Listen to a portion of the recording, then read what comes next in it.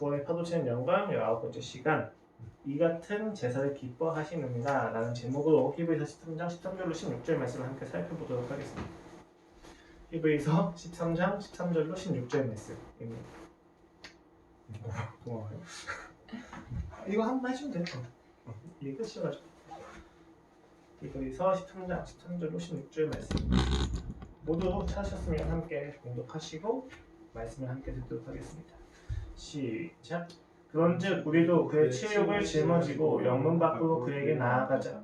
우리가 여기에는 영구한 도성이 없으므로 장차 올 것을 찾나니 그러므로 우리는 예수로 말미암아 항상 찬송의 제사를 하나님께 드리자. 이는 그 이름을 증언하는 입술의 열매니라. 오직 선을 행함과 서로 나누어 주기를 잊지 말라. 하나님은 이 같은 제사를 기뻐하시느니라. 아멘. 지금까지 저희가 십자가 사건에 대해서 서론을 3번에 걸쳐서 살펴본 바 있습니다. 첫 번째는 십자가 사건이 왜 우리의 기독교의 중요한 상징일 수밖에 없는지에 대한 이야기를 들었고, 두 번째는 왜 굳이 예수께서 십자가를 지셔야만 했는지에 대한 이야기를 잠깐 했었습니다. 그리고 저번 주에는 세 번째 시간으로 십자가 사건의 배경으로 언약 사상이 무엇인지에 대해서 저희가 함께 살펴본 바 있습니다. 이 세 번의 시간을 통해서 우리는 십자가 사건이 기독교 신앙의 핵심이자 사변이 아니라 실제라는 것에 대해서도 확신할 수가 있었습니다. 그리고 오늘부터는 우리가 십자가 사건의 효과, 즉 그 기능적인 측면을 살펴볼 건데, 십자가 사건이 어떤 기능을 했느냐라고 이야기했었을 때 그 주제가 속죄라는 주제입니다. 십자가 사건의 가장 중요한 이야기는 그 예수님의 십자가 죽으심이 속죄, 누군가의 죄를 대신해서 속해주셨다라는 기능을 행했기 때문이에요. 이를 조금 더 길게 우리가 살펴볼 건데, 오늘은 그 첫 걸음으로 속죄에 동의하고 신구약의 경륜에 대해서 좀 잠깐 살펴보도록 하겠습니다. 말이 되게 어려운데 간단히 풀어서 이야기하면, 하나님께서 속죄를 결심하게 되신 이유하고 구약의 한시적인 제사와 신약의 영원한 제사가 어떻게 연결되는지 그 관계를 저희가 함께 살펴볼 거고, 그 관계를 저희가 쉽게 이야기하면 약속과 성취의 관계다라고 볼 수가 있다는 것입니다. 그리고 그 속죄에 대해서 우리가 어떻게 참여하고 어떻게 그 속죄의 은혜를 누릴 수 있는지에 대해서 우리가 오늘 좀 깊이 살펴보고자 합니다. 이는 우리로 하여금 십자가 사건을 조금 더 보다 현재적으로 체험을 할 수 있게 해줄 것을 기대하게 만듭니다. 그리고 그 기대에 대한 본문으로서 오늘 저희가 볼 본문은 히브리서 13장입니다. 히브리서는 오늘 우리가 이야기하는 주제를 명확하게 이야기해주고 있습니다. 그 결론으로 우리에게 그 십자가 사건에 참여하는 구체적인 방법에 대해서 히브리서 저자는 이야기를 해주고 있어요. 되게 재밌는 게 히브리서 저자는 구약의 제사가 이미 끝났다고 선언을 합니다. 어떻게 끝났느냐라고 이야기했을 때 예수 그리스도의 죽으심과 부활을 통해서 이미 그것이 끝난 거예요. 왜냐하면 예수님께서 영 단번에 바치어지는 제물이 되셨기 때문입니다. 그리고 심지어 그는 대제사장으로서 이전의 제사장과는 전혀 다른 영원한 제사장이 되셨다는 이야기예요. 그런데 오늘 본문을 보면 제사가 계속되어집니다. 우리는 이 제사라고 하는 표현이 결국 예배라고 하는 것에 대해서 유추할 수가 있습니다. 즉, 이 모든 것을 이루신 예수님만을 바라면 되는데, 오늘 본문을 보면 하나님이 기뻐하신 제사가 따로 있다는 거예요. 오직 선을 행함과 서로 나눠주기를 잊지 말라. 왜? 그는 모든 것을 이루셨고 모든 제사를 끝내셨는데도 불구하고 히브리서 마지막의 결론에 있어서 다시 한번 그가 기뻐하신 제사가 있다라고 이야기를 하는 것이니까. 그러니까 이러한 표현들은 우리도 하여금 우리가 그런 기뻐하시는 하나님 기뻐하시는 제사를 드려야 된다라는 것에 대해서 이야기를 하고 있는 거잖아요.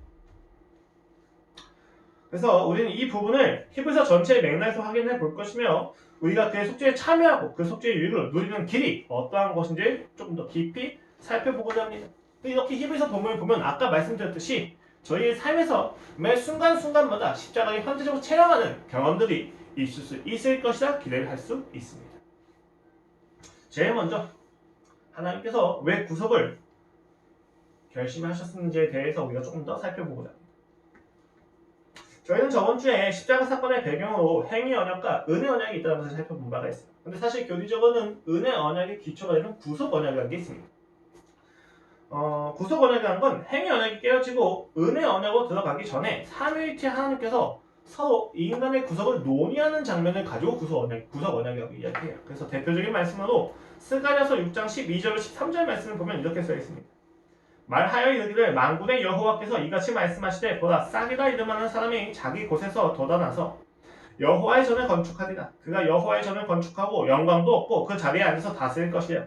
또 제사장이 자기 자리에 있으리니 이 둘 사이에 평화의 의논이 있으리라 하셨다 하고, 여기 평화의 의논이라고 이야기하는 것이 인간의 구속에 관해서 삼위 하나님께서 서로 논의하셨다는 이야기. 그리고 오늘 이 본문 자체에서 이야기 되어지는 것은 제사장 되신 분과 메시아 되신 분이 하나가 되었다는 것이 스가랴서에 정확히 나타나고 있습니다.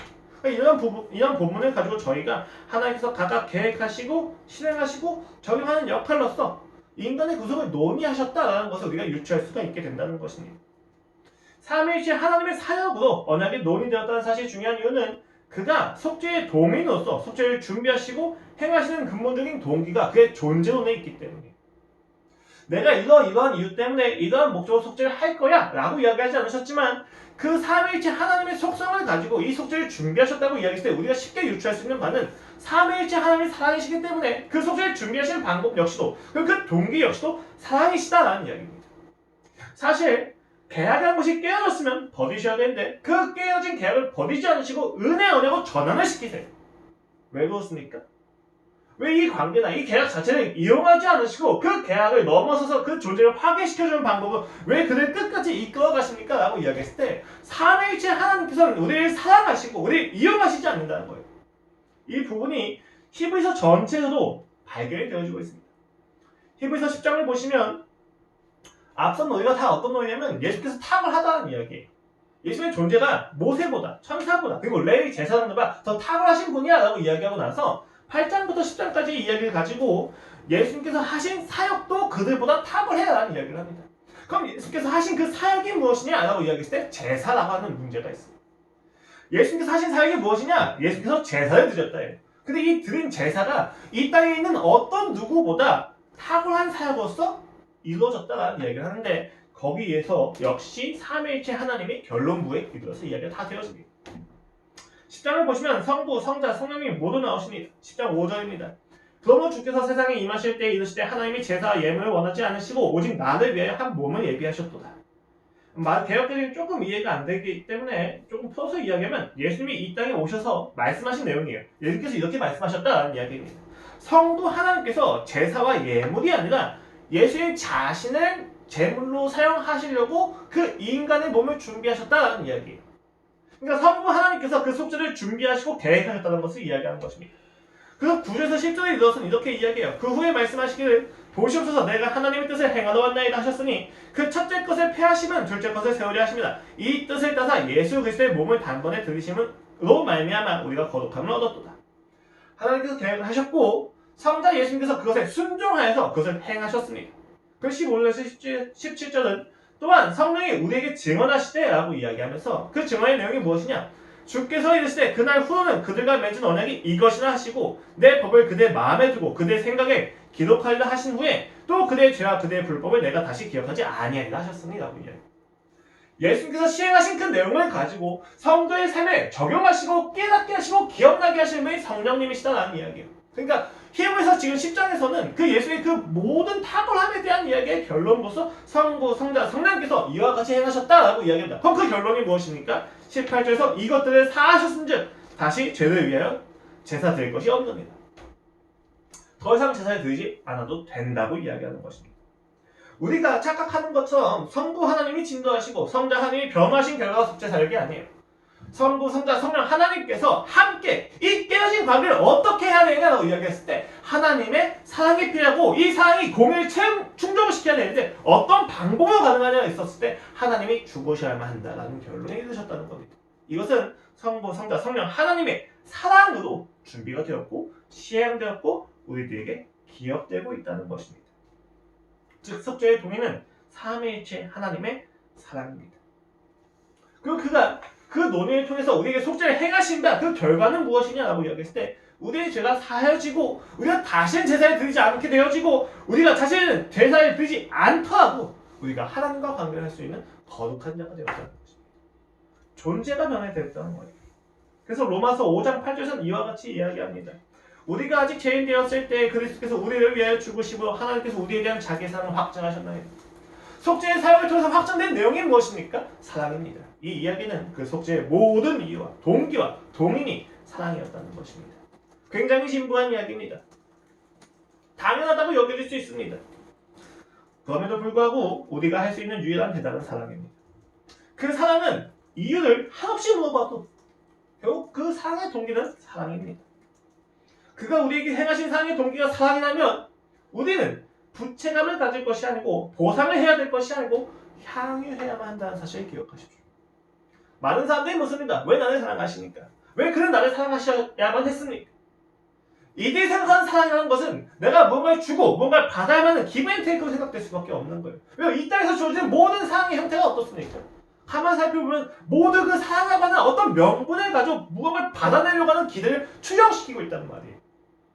그 사랑이 이 땅의 일반 계시의 의미에서의 사랑도 하나님의 사랑을 반영하는데도 불구하고 이 땅에서는 죄가 있기 때문에 내가 좋은 마음으로 사랑을 하더라도 그 사람들이 뭔가 받고 싶은 부채감을 주는 부담이 있다는 말입니다.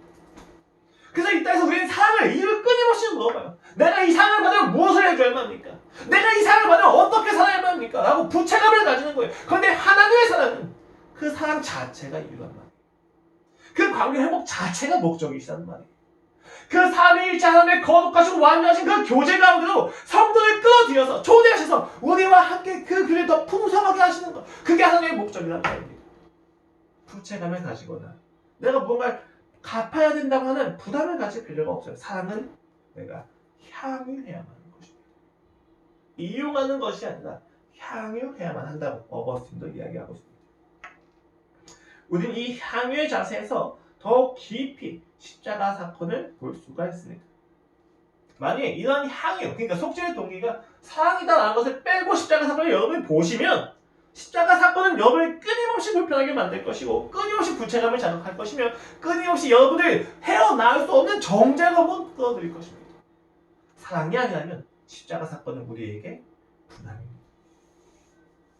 두려운 이야기고 아픈 이야기가 되어지고 보상해야만 하는 마치 억압처럼 느껴질 수밖에 없다는 것입니다. 그러므로 여러분, 우리가 앞서 살펴볼 속죄에 대한 이야기는 제가 이제 몇 차례에 걸쳐서 속죄에 대한 이야기가 얼마나 다룰지 모르겠지만 이 속죄에 대한 이야기는 어디까지나 하나님의 사랑이라고 하는 것 안에서 보셔야만 합니다. 그렇지 않으면 우리의 반응이 끊임없이 뒤처질 수밖에 없을 겁니다. 자, 그렇다면 왜 같은 사랑을 동일로 행해진 언약의 내용을 굳이 구약과 신약을 나눠서 이야기하실까요? 처음부터 예수님 오셔서 다 끝내시면 됐잖아요. 왜 굳이 구약이라고 하는 시간이 필요했을까요? 라고 하는 질문에 대해서 다음 주에 조금 더 깊이 살펴볼 거예요. 로마서 11장을 가지고 좀 더 깊이 살펴볼 건데 오늘은 그 사랑의 관점에서 잠깐 간단하게 살펴보면 오해하지 마셔야 될 부분이 있어요. 뭐냐면 구약에서는 행위로 구원을 받고 신약에서는 믿음으로 구원을 받는다. 이런 것들은 우리가 오해하지 말아야 돼요. 구약에서는 무엇으로 구원을 받습니까? 믿음으로 구원을 받고 신약에서도 믿음으로 구원을 받아요. 저번 주에 말씀드린 내용이 은혜 언약이에요. 그러니까 아담이 행위 언약이 끝나고 나서부터 이어진 모든 언약은 은혜 언약이었어요. 다만 그 은혜 언약에 시행되어진 방식이 옛날 방식이 있고 새로운 방식이 있는 거예요. 여기서 이런 질문이 드는 거죠. 왜 옛 방법과 새 방법을 굳이 나누시는 것이? 라고 생각이 들 수가 있어요. 가장 기초적으로는 이런 방식은 그 사람들의 시선에 맞춰서 내어진다는 거예요. 그러니까 어린아이들은 이거 계시의 점진성이라는 개념인데 하나님께서 우리에게 메시지를 전달하실 때는 우리의 눈높이에 맞춰서 하세요. 그리고 당시에 고대 근동에 있는 이스라엘 백성의 시선에 맞추실 때 하나님은 그 당시의 문화를 충분히 사용을 하셔가지고 메시지를 전달해 주신 거예요. 그래서 제가 세아한테 이런 거죠. 저는 세아가 전인격적으로 건강한 어른이 되길 바래요. 그렇죠? 근데 얘가 건강한 어른이 되길 원한다고 해가지고 지금 그 아이를 제 앞에 두고 성경 공부를 가르치진 않습니다. 제가 지금 이 시기에 세아가 건강한 어른이 되게 하기 위해서 제가 이 친구에게 해줄 수 있는 게 무엇입니까? 같이 놀아주고 기저귀를 갈아주고 밥을 먹여주는 거예요. 되게 간단한 이야기지만 여러분 여기 안에 있는 동기와 메시지는 이 아이가 보다 건강하고 전인격적인 아이가 되길 원하는 겁니다. 근데 제가 이 아이가 중학생이 됐어요. 중학생이 되게 똑같이 기저귀를 갈아주니까 똑같이 지금처럼 놀아주니까 그럴 수가 없다는 거예요. 내용이 바뀌어야 되는 거예요. 기존에 가르치던 내용이 이제 다른 지닥거리로 바뀌어야 되는 거예요. 이 아이가 학업을 좀 더 잘 수행할 수 있도록 지원을 해주는 것이 되어야만 할 거고 이 친구가 놀아줄 때 이전처럼 단순히 그렇게 되게 격하게 노는 방법이 아니라 이 친구가 원하는 놀이 방식을 가지고 놀아줘야 될 거예요. 그리고 이 친구가 어느 정도 학습이 가능하기 때문에 이 친구의 수준에 맞게 중학교의 수준에 맞게 성경 공부를 한다거나 인생에 대한 이야기를 한다거나 철학을 이야기할 수가 있겠죠. 그러니까 이 시기에 맞춰서 학습자의 눈높이에 맞춰가지고 우리의 교육이 들어가는 게 방법이란 말이에요. 그러나 같은 마음입니다. 동기가 달라지는 게 아니에요. 방법만 달라진다는 거죠. 더더군다나 이 구약과 신약이 이렇게 나눠질 수밖에 없고 또 시간이 필요한 이유는 인간의 자유주의 존중하시기 때문에 하나님이 처음부터 예수 그리스도를 보내셔서 어떤 십자가 사건을 이루시거나 한다고 했었을 때 충분히 우리의 마음의 죄를 끄집어내시거나 마주하게 하실 수 있느냐고 했을 때 그렇지 않다고 봅니다. 인간이 하나님께 주신 그 계명 속에서 처절히 실패하실 것에 대해서 그는 예상을 하실 수밖에 없었고 그 시간마저도 그에게 필요했다고 보시는 거예요. 그렇지 않으면 우리는 이것을 억압과 강제로밖에 깨달을 수가 없어요. 이게 되게 인간이 웃겨요, 여러분. 내가 스스로 해보지 않은 상태에서 누군가의 지도를 받았을 때 감사히 하는 마음보다 억압하는 마음을 항상 가져요. 내가 하고 싶은 선택권이 배척되었다는 이야기죠.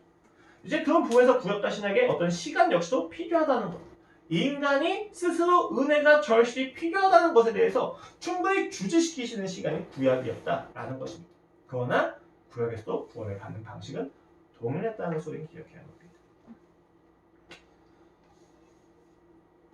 이것을 조금 더 우리가 교리적으로 이야기를 하면 구약이라고 시기 동안 인류는 복음을 이해할 수 있는 기초적인 어떤 학습을 하게 됩니다. 그리고 그 학습의 내용은 간단하게 이야기하면 두 가지예요. 첫 번째는 율법이라고 하는 것을 가지고 이야기하는데 율법은 우리가 무엇을 해야 선인지를 알려줍니다. 기준을 정해주는 거죠. 무엇이 선인지를 알려주는 것이 율법이고 두 번째는 그 율법은 선을 행할 힘이 있을 수 없다는 것을 구약을 통해서 알려주세요. 선이 무엇인지 알고 그 선을 행할 수 있는 힘이 없다는 것을 인간이 알았을 때 비로소 예수 그리스도의 그 속죄 사건이 복음이 되어졌다는 거예요.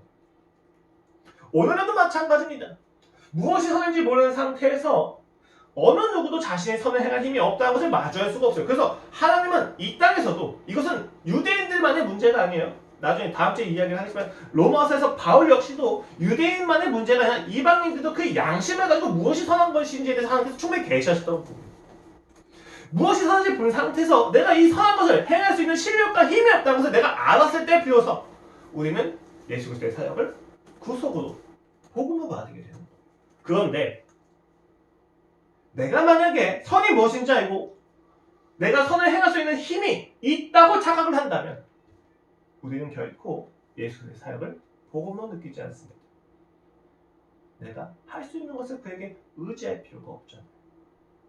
만약 나의 삶에서 예수 그리스도의 은혜가 충분히 누려지지 않는다면 우린 정확히 주지하고 있어야 됩니다. 내가 의식적으로나 무의식적으로 지금 예수 그리스도 외에도 내가 스스로 이 선을 이룰 수 있는 힘이 있다고 자부하고 있는 건 아닌가. 물론 말로는 안 할 수 있지만 속으로는 그럴 수가 있어요. 그럼 그렇게 내가 자부하는 영역에서만큼은 예수님이 나의 삶에 복음이 되지가 않아요. 예를 들면 제가 학교에서 공부할 때 나 예수님이 필요해 라고 생각하고 공부할까요? 그렇게 해야 되는데 그렇지 않은 적이 있단 말이에요. 나의 스스로의 힘과 능력과 노력을 가지고 충분히 좋은 영향을 끼칠 수 있거나 공부할 수 있어 하고 생각한 그 순간 그 안에선 예수님이 나의 삶에 복음으로서 영향을 끼치지 못하게 되고 반드시 거기에서는 교만이나 죽음이 열매를 맺게 되어 있습니다. 우린 그 죽음의 열매를 봤었을 때 비로소 이게 아니구나 깨닫고 예수님을 추구하게 됩니다. 여러분의 삶에서도 분명 그런 영역들이 있을 거예요. 그리고 이것은 사실 지금 오늘날에 되게 좋은 메시지인 게 뭐냐면 세계 인류의 역사를 보면 인간이 선을 행할 수 있는 힘이 없다는 게 너무 자명합니다. 인간이 추구했던 모든 기술과 철학과 문학과 과학이 가져온 결과가 무엇인지 우리한테 너무 명확해지는 거예요. 오늘날 기후변화라든지 생태 위기들이 다 어디서 비롯됐습니까? 인간이 그렇게 자부하고 있던 인간의 이성이잖아요. 우리는 이 부분들을 잘 생각을 해봐야 합니다. 나는 과연 선을 행할 수 있는 힘이 있는가? 나는 과연 윤리적으로 살 수 있는 힘이 있는가? 내가 이야기하는 정말 이 선이 많은 사람들을 살릴 수 있는 선이 맞는가에 대해서 구약의 시간을 통해서 하나님은 충분히 계시하셨다는 겁니다. 자, 그래서 우리는 이 구약과 신약의 관계를 약속과 성취의 관계로 봐요. 그러니까 약속을 하신 내용이 구약에서 성취가 되지 않는 거예요. 구약에서 완전하지가 않았다. 여기 완전하지가 않았다는 개념은 불완전하다는 개념은 좀 달라요, 여러분. 그러니까 여기서 완전하지 않았다는 건 이것만 가지고는 모든 삶을 다 알지 못한다는 얘기예요. 그러니까 이 가능태라고 하는 철학적 개념인데 씨앗이 생명력으로 완전하죠. 그렇죠? 하지만 이 씨앗이 자라서 나무가 되어야 우리는 이것을 진짜 완전하다고 보잖아요. 그런데 그렇다고 해서 이 씨앗이 생명력이 없다고 이야기하진 않죠? 그것도 마찬가지예요. 하나님께서 전하신 메시지는 충분해요. 그런데 이것이 끝은 아니었다는 이야기. 그러니까 이런 부분에서 여긴 약속에 불과합니다. 구약은 그림자라고 이야기한 게 이런 내용이에요. 이것만 가지고는 끝은 아니었다는 거. 자, 이런 상태에서 구약은 약속이고 신약은 성취에 대한 이야기입니다. 하나님은 구약을 최종적인 결론을 생각하지 않으셨고 예수님을 이제 그 결론을 생각하시고 있었어요. 그 정점이었던 거예요. 그래서 예수님께서 이 땅에 오셔서 구약이 약속했던 모든 내용들을 성취하십니다. 그렇게 해서 세워진 게 교회입니다. 그러니까 이런 점에서 신약은 구약을 대체시키는 게 아닙니다. 구약을 무시하는 게 아니에요. 구약에 있는 원리들을 영원한 것으로 바꾼 게 신약이에요. 우리가 오늘날 생각을 할 때 율법이 폐지되었다고 이야기는 그렇지가 않습니다. 율법은 이어지고 있는 걸 어떤 형태로? 보다 영원한 형태로. 구약에 있는 율법은 당시의 이스라엘 백성의 조건과 현실에 맞춰져 있는 게 훨씬 많이 있어요. 특히 제사법도 그렇고 사회법은 더 그렇습니다. 이런 부분들이 예수님을 통해 가지고 어떻게 바뀝니까? 보다 다른 형태로 바뀌고 있잖아요. 교회의 형태로서. 그렇죠? 그래서 초대교회 때는 구약 때는 하지 않았던 주의 만찬을 행하는 거예요. 법이 바뀐 거예요. 그런데 바뀌지 않는 원리가 있어요. 그게 무엇입니까? 흔히 도덕법이라고 이야기하는 10계명은 바뀌지가 않아요.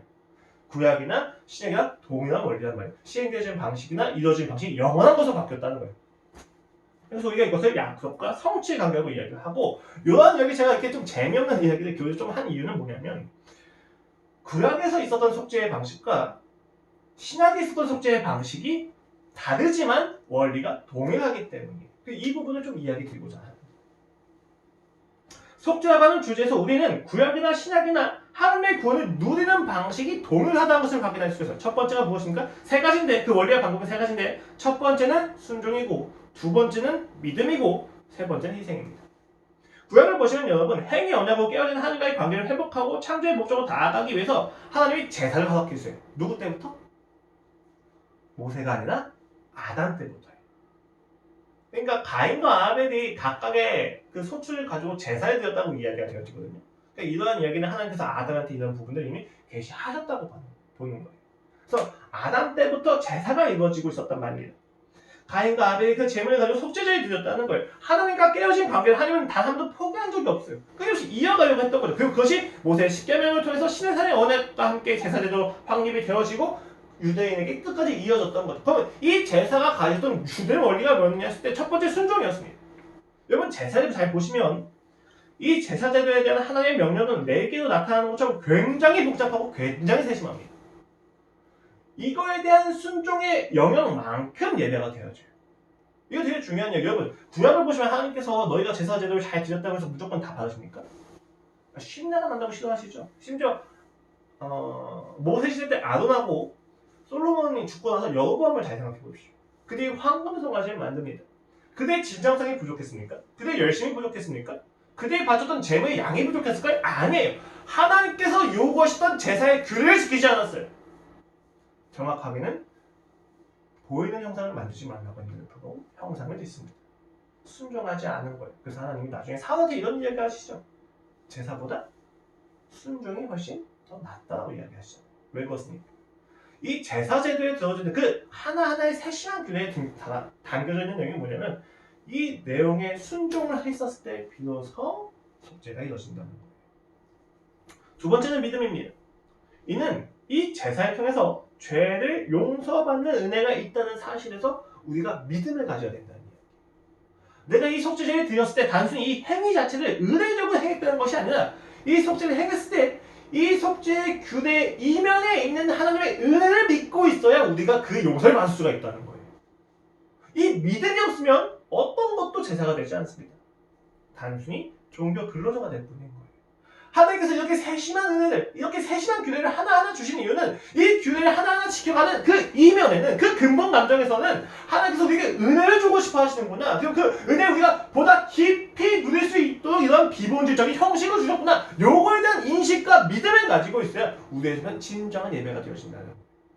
구약도 마찬가지예요. 여러분, 예수님께서 왜 그 시장, 그 큰 문에서 사람들이 서로 시장에서 재물을 주고받고 사고 팔고 이런 것들을 왜 비난하신 거예요? 원래 구약의 율법에 따르면 재물로 바칠 양은 자기의 집에서 키웠어야 됐어요. 흠이 없게. 애지중지하면서 키웠어야 되고 그 양을 가지고 그 나중에 제사장이 그 양의 목을 딸 때, 피를 흘리게 할 때 내가 지금까지 열심히 사랑하고 키웠던 그 양이 나 대신에 죄를 짊어지는 모습을 보면서 내가 이렇게 죄인이었구나. 근데 하나님께서 나를 이렇게 용서해 주셨구나. 이런 용서의 방법을 주셨구나. 라는 것을 인식하게 하기 위함이었잖아요. 그 형식은 그 본질을 위하단 말이에요. 그러니까 이 형식은 이게 믿음이 있어야만 속죄가 이루어지는 거예요. 그리고 나서 세 번째가 제물의 희생이에요. 하나님은 하나님과의 관계를 회복하기 위해서 내 목숨을 원하시지 않으세요. 항상 희생 제물을 요구하셨어요. 이것은 고대 근동에서 신들이 단순히 막 탐닉을 하기 위해서 바치잡았던 제목은 전혀 달라요. 어떤 막 신이 진노하는 마음에 이 진노하는 마음을 가라앉히기 위해서 제물을 준다 이런 이야기가 아니에요. 너희가 나와의 관계가 회복이 되려면 너희가 죄를 지은 것에 대한 값이 반드시 치러져야만 한다고 하는 공의에 대한 이야기. 오늘날 교회의 사랑이 그렇게 좀 호도되는 경우가 있어요. 야, 사랑하는데 죄진 사람을 받아줘야지. 여러분, 죄진 사람을 우리가 받아주고 똑같이 대해줘야 되지만 죄를 지은 내용에 있어서의 처벌과 책임은 그가 그대로 져야만 합니다. 만약에 사형수가 살인한 사람이 우리 교회에 왔다면 우리가 그를 똑같이 신자로 여겨줘야만 하지만 그가 누군가의 살인한 죄에 대해서 국가의 법을 통해서 시행되어지는 하나님의 공의에 대해서 충분히 책임을 치러야만 한다는 거예요. 그가 사형을 받는다고 우리가 그를 사용하지 않을 이유가 없단 말이에요. 그가 정말로 하나님을 만났다면 그는 자신이 지은 죄에 대해서 충분히 책임감을 가져야만 하고 교회는 그 책임감에 대해서 이야기를 해야만 합니다. 하나님의 공의는 그런 거예요. 제물의 희생이 필요한 이유도 그와 같습니다. 우리가 하나님과의 관계에서 마구잡이로 살아가는 것을 하나님께서 다 받으신다가 아니에요. 하나님과의 관계를 할 때 하나님의 방법이 있고 하나님의 기준이 있습니다. 왜 그 기준에 맞춰 살아야 된다는 것이죠. 이 세 가지의 원리가 예수 그리스도가 드리는 속죄에서도 그대로 나타나게 됩니다. 누가 순종하셨습니까? 예수 그리스도께서 하나님의 뜻에 따라서 그 무덤 속죄의 순종을 이루셨습니다. 그가 모든 율법의 동기들과 이유들을 이루셨다고 얘기했어요. 두 번째로는 믿음입니다. 그는 그 자신의 죽음이 속죄가 되어지고 나아가 이들로 하여금 하나님과의 관계를 회복시킬 것을 확신하셨습니다. 그는 그 앞에 있는 기쁨을 위하여 그 고난을 감수하셨다고 TV에서도 이야기하고 있습니다. 그는 믿음이 있으셨습니다. 세 번째로는 그는 자신의 속죄의 제물로 드립니다. 이것이 조금 다른 이야기였지만 예수님은 이들을 위해서 죽으십니다. 희생이죠. 예수님은 자기와 하나님의 관계를 이루시기 위해서가 아니라 우리와 하나님의 관계를 위해서 스스로 희생제물이 되십니다. 그러니까 희생이 발생하는 거예요. 순종과 믿음과 희생의 이야기가 구약과 신약에서 그대로 이루어지고 예수는 이 세 가지 영역을 모두 본인이 다 감당하신 것을 통해서 이 원리를 영원한 걸로 바꾸셨습니다. 우리는 더 이상 제사를 드리지 않아도 됩니다. 우리가 받은 구원의 내용에 있어서 우리는 더 이상 우리의 공로를 드리지 않아도 됩니다. 양을 잡지 않아도 괜찮습니다. 우리는 다만 예수 그리스도께서 이루신 그 영원한 역사를 받아들이고 믿고 나아가기만 하면 된다는 것입니다. 우리는 때때로 하나님께 당장 자판기 버튼을 누르면 나오는 음료수와 같이 문제가 해결해 주시기를 원할 때가 많이 있어요. 그러나 여러분 지금 신구약의 경륜을 보십시오. 하나님은 시간을 늘리십니다. 그 시간 속에서 신실하심을 보이십니다. 그 시간도 그분의 성품을 앗아가지 못합니다. 우리는 이 신구약의 그 놀라운 그리고 그 긴 역사들 속에서 그것들을 확인하게 돼요. 이 한시적인 제사를 영원한 제사로 바꾸시는 그 과정에서 하나님이 얼마나 신실하셨는가. 시간이 필요한 것을 너무 거절하지 마십시오. 여러분 신앙은 한 번에 이루어지지 않습니다. 여러분뿐만이 아니라 저 역시도 그렇습니다. 시간이 필요합니다. 은혜를 받았다고 해서 당장 문제가 해결되지 않습니다. 하나님의 사랑을 알았다고 해서 나의 삶에서 당장 그 사랑이 뿜어져 나오지 않습니다. 제 주변에서는 은혜를 받고 나서 담배를 피는데 담배가 엮여져서 담배 끊는 사람이 있어요. 우린 그것을 보고 굉장히 드라마틱하다고 하고 되게 따라가고 그 사람을 되게 좋아합니다. 여러분 그 사람이 담배를 끊었다는 이유 하나가 그 사람의 삶의 성화가 완전히 이루어졌다는 것을 의미하지 않습니다. 하나의 부분이고 그런데 필요한 사인이었던 거예요. 그 사람의 삶에서의 성화는 단계별 조금씩 이루어집니다. 우리는 시간이 필요하다는 것을 알아야만 합니다. 왜냐하면 우리의 삶에서도 하나님께서 그 구약과 신약의 경륜을 보여주시기 때문이에요. 그리고 우리한테 선이 무엇인지 알게 하시고 그 선을 이룰 수 있는 실력이 없다는 것을 반드시 마주하게 하십니다. 그리고 나서 예수를 제시하십니다. 우리는 그가 우리에게 실력이 없다는 것을 폭로시켜줄 때 도망가지 말아야 하며 우리는 그가 나의 삶에서 가장 드라마틱한 어떤 변화를 보여주지 않는다고 해서 실망하지 않아야만 합니다. 그것은 우리가 만들어낸 하나님의 꿈입니다. 성경은 하나님께서 역사 속에서 긴 시간을 가지고 신실하시다라는 것을 보여주십니다. 자, 놀라운 사실 하나 더 있습니다. 구약의 한시적인 예배가 끝나고 신약의 영원한 예배가 시작이 되었습니다. 이제 우리는 다시 오실 그분을 기다리기만 하면 됩니다. 그런데 그 기다림 속에서 우리는 다시 예배를 명령받습니다. 제사가 끝났단 말이에요. 더 이상 제사를 드리지 않아도 됩니다. 왜요? 예수께서 영원한 제사를 드리셨잖아요. 그런데 본문은 성경은 우리에게 예배를 드려야만 할 것을 촉구합니다. 그래서 오늘 본문은 이 같은 제사를 기뻐하시느니라 라고 이야기하면서 우리가 앞으로도 그가 기뻐하시는 제사를 드려야만 한다는 것에 대해서 은연중에 이야기를 합니다. 그럼 그 내용이 무엇입니까? 우리가 드려야만 하는 제사라는 것이 도대체 무엇입니까? 이 질문이 우리를 하여금 현재적인 십자가를 끊임없이 체험할 수 있는 내용을 알려줍니다. 원리는 동일합니다. 첫 번째, 순종입니다. 우리는 우리의 삶에서 순종해야만 합니다. 16절을 보십시오. 오직 선을 행함과 서로 나눠주기를 잊지 말라.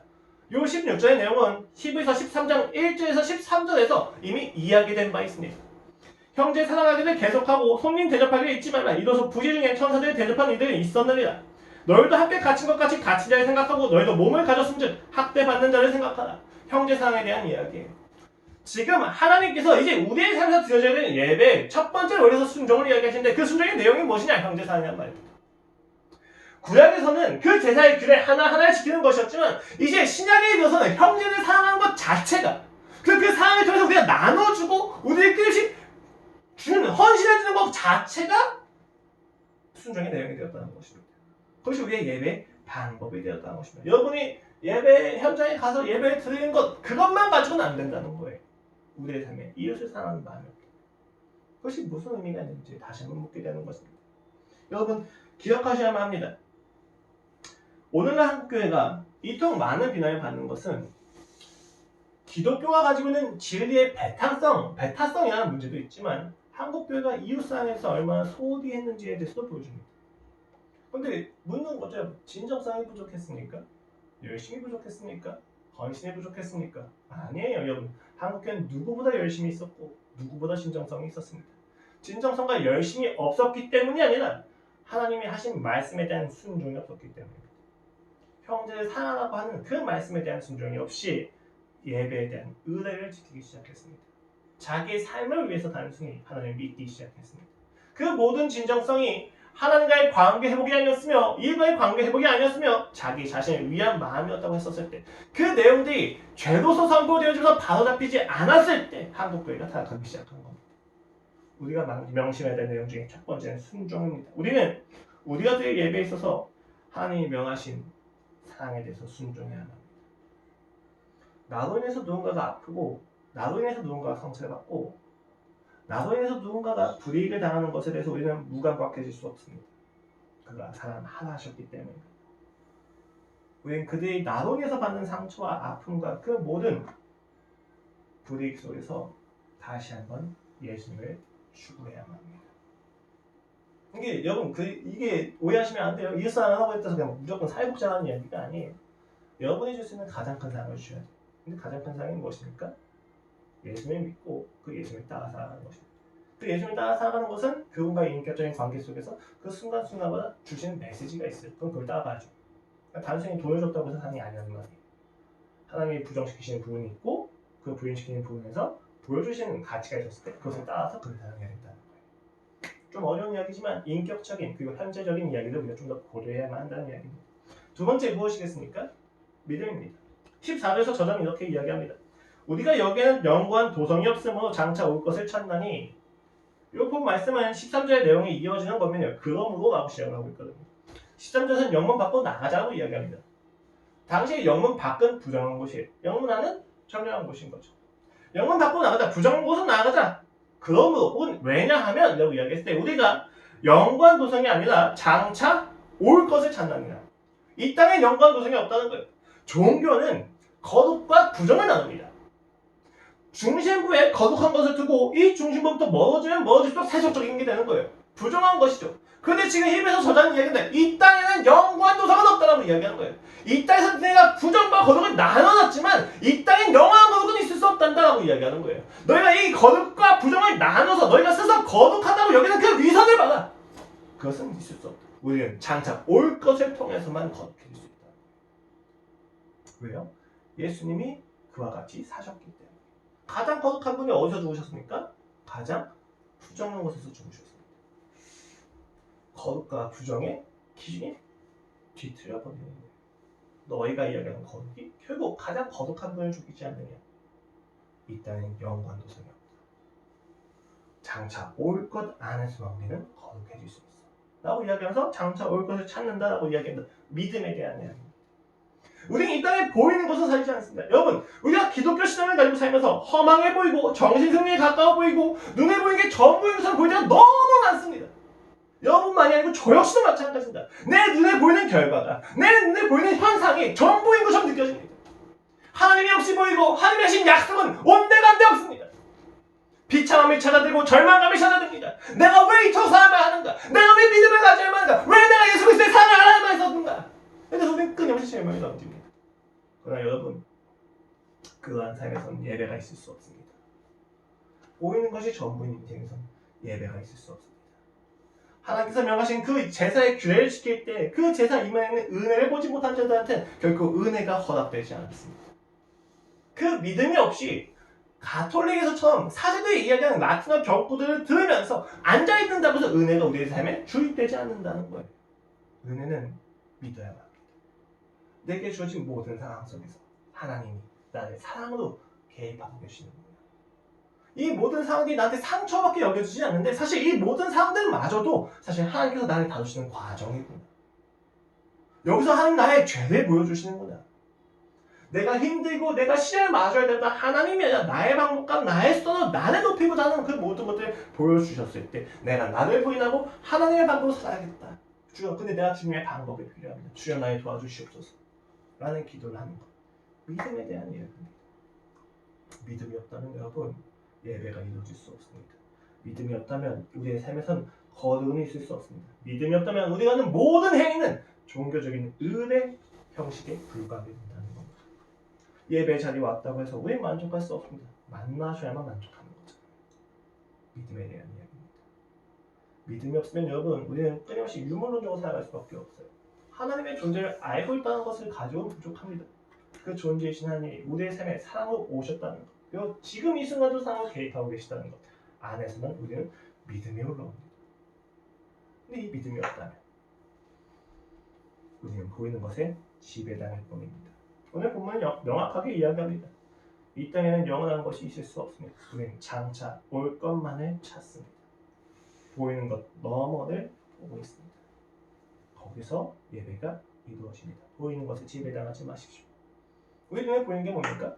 내가 사랑하는 사람이 나한테 화를 내는 것. 내가 가장 사랑하는 사람한테 내가 상처를 주는 것. 우리 눈에 보이는 것이 무엇인가? 배신과 암약과 부정과 무력한 뿐이지 않습니까? 여러분, 그것이 전부가 아닙니다. 세상이 우리의 전부가 아니라는 것을 기억하십시오.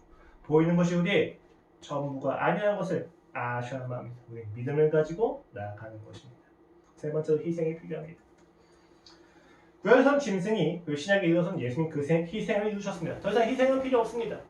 우리 역시도 그러면 더 이상 희생을 할 필요가 없는 거잖아요. 그렇죠? 그렇기 때문에 이제 우리는 히브리서 저자의 말씀을 듣습니다. 13절입니다. 그런즉 우리도 그의 치욕을 짊어지고 영문 밖으로 그에게 나아가자. 히브리서 저자는 명확하게 이야기합니다. 이제 죽자. 이제 우리가 죽자. 그가 우리를 위해서 죽었으니 이제 우리가 그를 위하여 죽자. 우리가 그를 위하여 나아가자. 당시 영문 밖으로 나아간다는 표현은 예수를 따라서 내가 십자가로 나아가겠다는 이야기입니다. 당시 영문 밖으로 나아간다는 것은 세상이 우리를 조롱하는 그 모든 치욕과 수모를 내가 감수하고 예수님과 같이 그 십자가의 골고루 나아가서 내가 그 밑에서 죽겠다는 이야기입니다.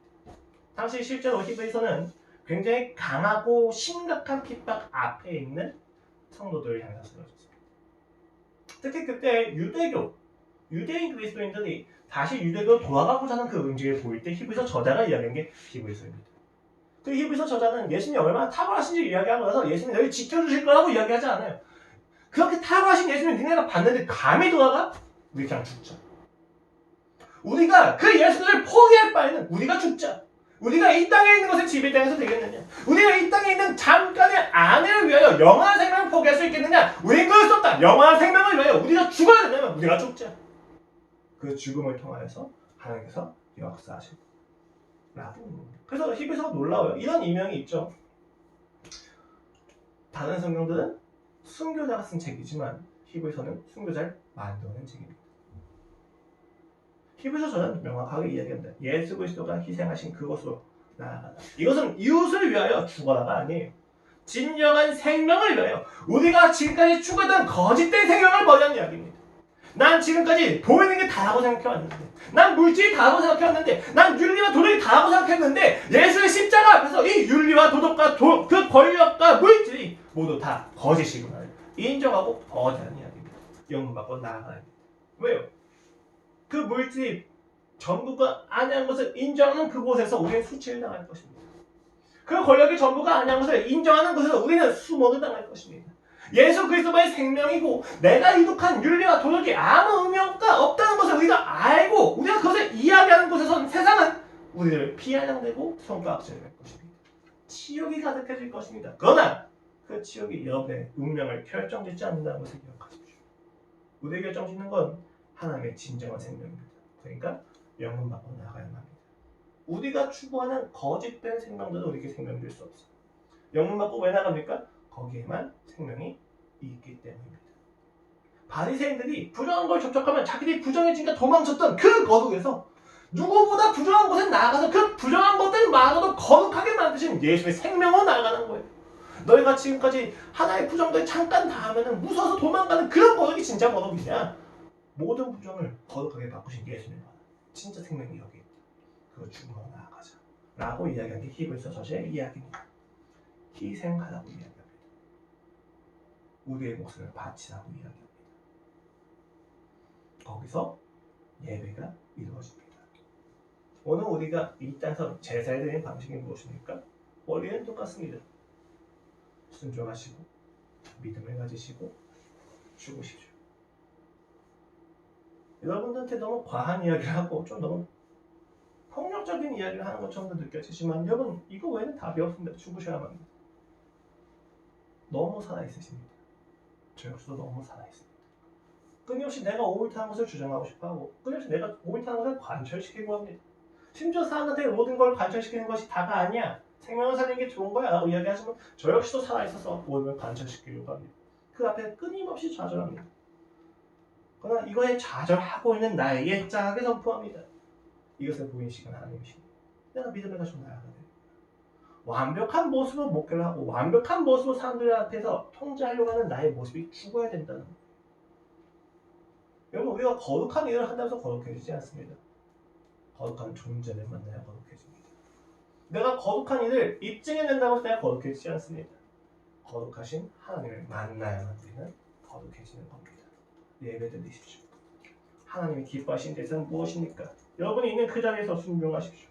믿으십시오. 그리고 죽으십시오. 우린 여기서 예수 그리스도의 십자가 죽음에 담긴 깊은 사랑을 현재적으로 체험하게 됩니다. 왜 그렇습니까? 여러분 순종해서 이웃을 사랑하려고 해보십시오. 여러분의 순종이 얼마나 조악한지 발견하게 될 것입니다. 보이는 것 너머를 갈망하려고 노력하십시오. 보이는 것이 얼마나 강력한지를 알게 될 것입니다.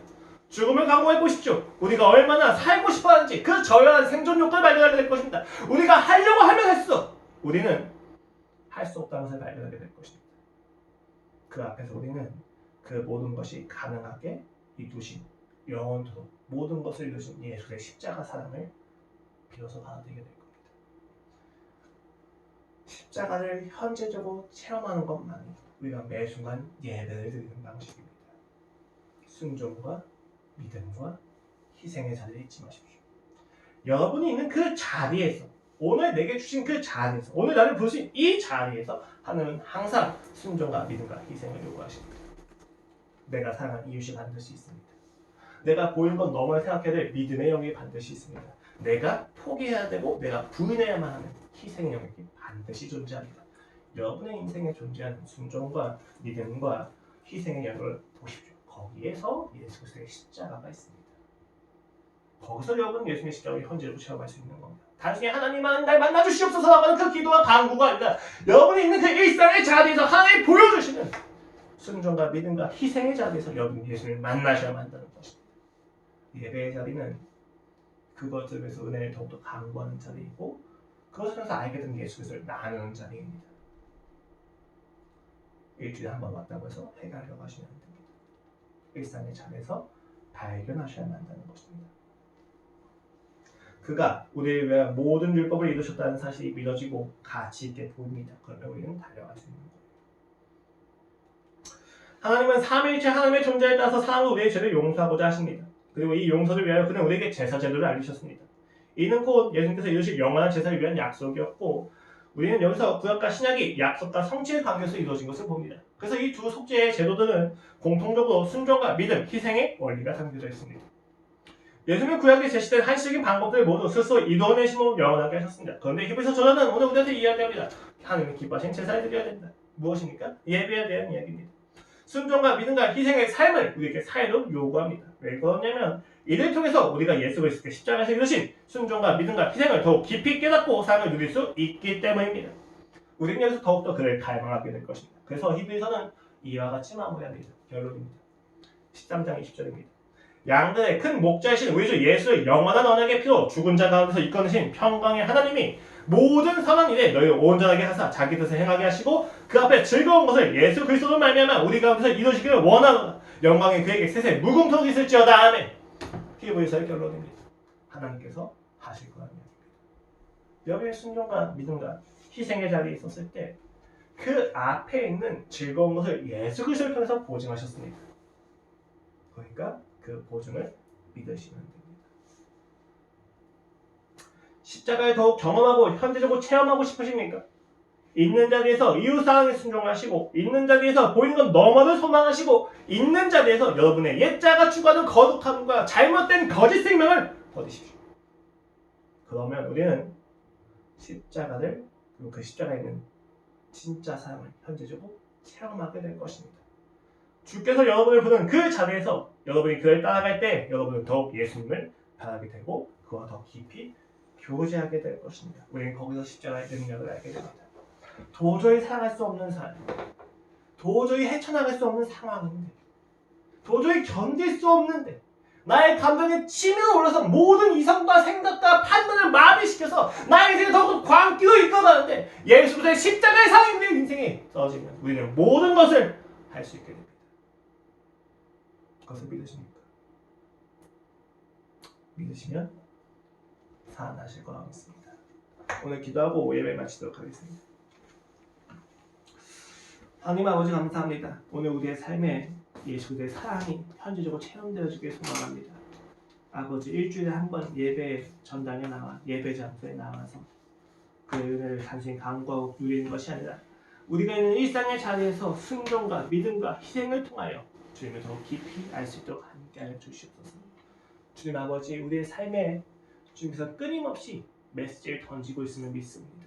아버지 이 자리에서 예배가 드려지지 않는다면 우리의 모든 예배는 통회하는 마음으로 가득해야만 합니다. 아버지 우리의 일상에서 그 예배가 이루어지지 않았을 때 주의 이 자리가 모두 통회하는 마음으로 가득하게 하여 주시옵소서. 아버지 주님을 더 알기 원하고 더 사랑하기 원합니다. 거기서만 진정한 가치와 진리를 보기 원합니다. 생명이 여기 있사온데 주 우리가 어디로 가겠습니까? 그 생명에 우리의 모든 인생을 바치게 하시고 진정한 즐거움과 유익을 누릴 수 있게 하여 주시옵소서. 하나님의 사랑을 향유하기를 소망합니다. 감사합니다 주님. 이제 앞으로 이어질 속죄에 대한 모든 설교가 하나님의 사랑 안에서 사랑으로 살아내지기를 소망합니다. 예수 그리스도의 이름으로 기도드렸습니다. 아멘.